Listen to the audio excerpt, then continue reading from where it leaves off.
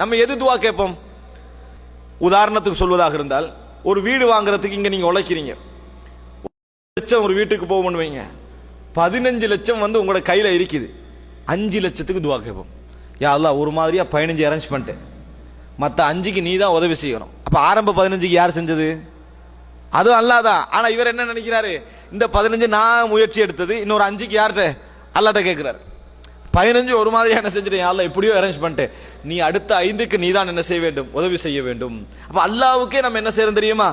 ஒரு ஹெல்ப் பண்ணி தான் துவா கேட்கிறோம். 15 நான் கேட்கிறேன், நம்ம ஒரு வசதி படைத்தவட்ட கேட்கிற மாதிரி தான் அல்லாஹ்ட்ட கேட்கிறோம். ஒரு வசதி படைத்த உதவி கேட்க போறீங்க, என்ன சொல்லுவீங்க?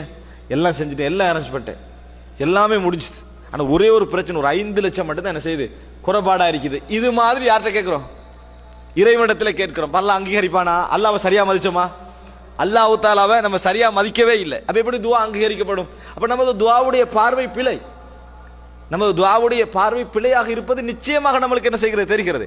அப்ப அல்லாஹ்விடத்தில் கேட்கிறது பொழுது சிறிதோ பெரிதோ யார் நம்மளுக்கு எல்லா விஷயத்தையும் செய்ய வேண்டும்? அல்லாஹ் தான்.